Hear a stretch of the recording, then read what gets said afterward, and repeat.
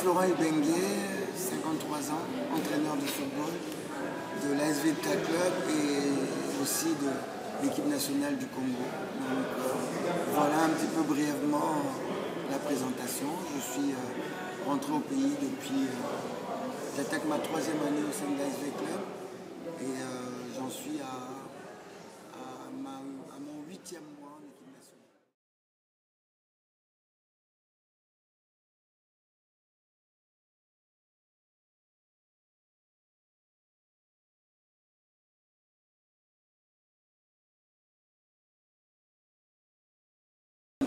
Elle doit encore beaucoup travailler. L'entraîneur que je suis insiste toujours sur ça. Ils ne sont pas encore arrivés. Vous citez des noms.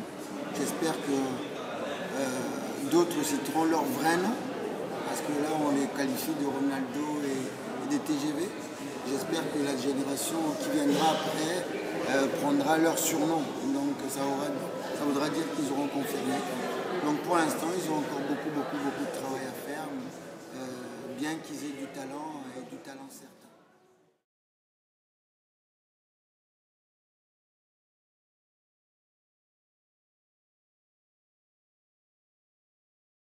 Les 4 critères sur lesquels je me suis forcé à suivre mon équipe, à bâtir mon équipe.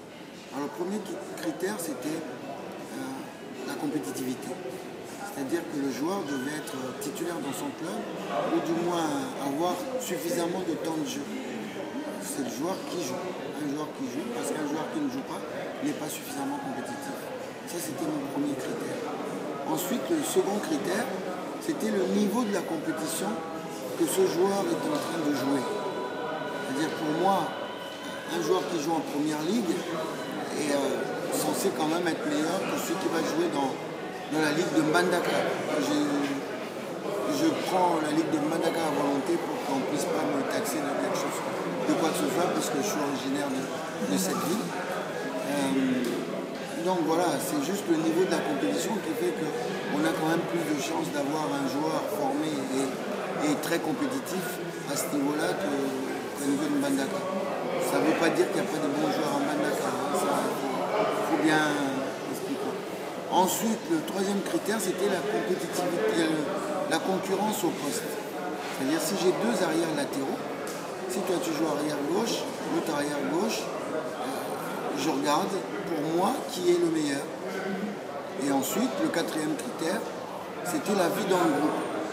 Alors, en général, constituer le 11 de base, ça ne pose pas de problème.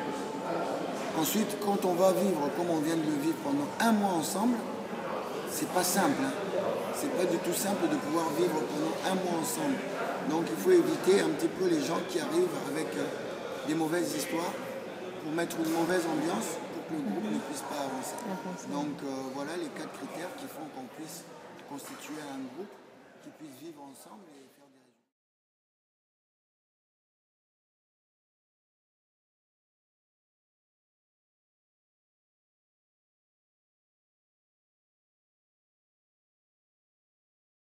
Doit faire des choix. Un entraîneur doit faire des choix, donc les choix que je peux faire, ce n'est pas forcément les choix de quelqu'un d'autre. Donc ça porte toujours à discussion, parce qu'il y en a un qui aime ça, d'autres qui on est des gens différents. Donc ce que moi je peux aimer, l'autre ne peut pas aimer. On a beau être professionnel, on a mis des critères, je vous ai expliqué les critères, mais quelqu'un d'autre trouvera toujours un moyen pour les discuter. Et s'il était à la place, il ferait autrement. Mais c'est tout ce que je demande, c'est qu'il y ait du respect. Parce que c'est moi qui ai été choisi pour pouvoir faire ces choix-là. Donc je l'ai fait. J'essaie de faire vraiment en mon âme et conscience. Je me trompe peut-être, ça je l'accepte, il n'y a pas de souci, j'accepte. Mais j'essaie de le faire vraiment de bonne foi. Et je crois que j'ai montré aussi dans un passé récent que ce sentiment-là, j'essaie de le mettre vraiment de côté pour éviter ce que moi j'appelle l'injustice, parce que je l'ai subi moi-même et je sais ce que ça fait. Jusqu'à maintenant, je suis marqué par ça. Donc j'essaie d'éviter à ce que ça n'arrive à quelqu'un d'autre. Souvenez-vous, je vais juste donner quelques exemples, c'est pas pour me justifier, mais quand on a commencé la compétition, on a joué à Lubumbashi. Le fief de Joël Kabounkimwa qui est capitaine de Mazembe et Jean Kassoussou là. Mais quand je les ai pris en équipe nationale, ils n'étaient pas en forme, je ne les ai pas fait jouer. Et ça m'a valu des remarques en disant comment tu es à Lubumbashi, tu ne fais pas jouer Joël et Kasusu là. Mais ils n'étaient pas en forme à ce moment-là. Donc je ne me suis même pas soucié du fait qu'on était à Lubumbashi. La même chose quand on est arrivé à Kinshasa. Il se trouve que Ebunga était moins bien que Kasusu là. J'ai mis Kasusu là, sans état d'âme. Sans état d'âme, parce que quand on arrive en équipe nationale, c'est l'équipe nationale, il n'y a plus de couleur, il n'y a que la nation. Et j'essaie de me comporter comme ça, tout comme je suis dans mon club. Quand j'ai deux arrières latéraux, par exemple, si je trouve que cette semaine, c'est X qui a mieux travaillé que Y, je fais jouer X sans état d'âme. Sans état d'âme, mais vraiment. J'ai horreur de l'injustice. J'ai vraiment horreur de ça. Et celui qui mérite, à mon avis, parce que je peux encore me tromper, et ça je ne suis pas Dieu le Père, et quand j'estime que c'est cette équipe-là qui doit me rapporter la victoire, je l'aligne, mais alors sans aucun problème. Mais vous avez raison, les pressions, oui, on les subit toujours. On les subit toujours, mais l'essentiel c'est de rester soi-même et de se dire qu'on est professionnel. Et celui qui te fait subir des sanctions, des pressions, eh ben, il n'a qu'à devenir entraîneur, il n'a qu'à le faire puisqu'il sait tout déjà. Puisque s'il vous met des pressions, c'est qu'il le sait. Alors qu'il prenne le courage d'aller sur le terrain, d'entraîner les gens et de décider. Parce que décider à la place de quelqu'un et quand la personne rate, lui il ne sera pas là. Hein. Donc de ce côté-là, j'aime autant me tromper, si je dois me tromper, avec mes propres idées qu'avec les idées de quelqu'un d'autre. Donc c'est pour ça que quand on me fait des pressions, ça ne me fait rien du tout. Mais vraiment, ça ne me fait rien du tout. Et donc voilà, je préfère me tromper avec mes propres idées qu'avec celles de quelqu'un.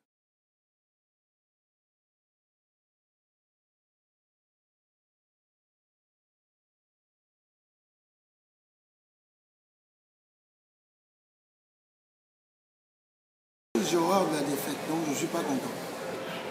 Donc même si c'était un match amical, je ne suis pas content du tout. J'aime gagner. Quand je ne gagne pas, je ne suis pas content. Maintenant, je n'insulte personne. Je l'ai souvent dit, là j'ai perdu. Là, je reviens tranquillement. Je vais travailler encore plus pour gagner le prochain. Et voilà, je vais travailler encore plus pour pouvoir gagner le match de mardi. Mais déjà, la première impression, c'est que je ne suis pas content. La seconde, je suis content parce que c'est un groupe nouveau qui est arrivé. Et il faut lui donner du temps. Et c'est ce que je voulais. Parce que le plus important, ce sont les matchs qu'il va y avoir au mois de juin. Et j'ai pas envie de me tromper.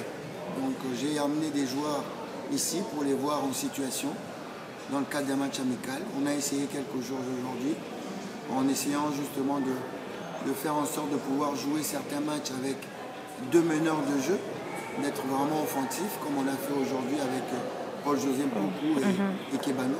Je l'ai fait exprès, mais on s'est mis en danger exprès. Si j'avais vraiment voulu jouer le match pour le gagner, j'aurais joué autrement. Donc j'ai laissé Youssouf Moumoud tout seul à la récupération.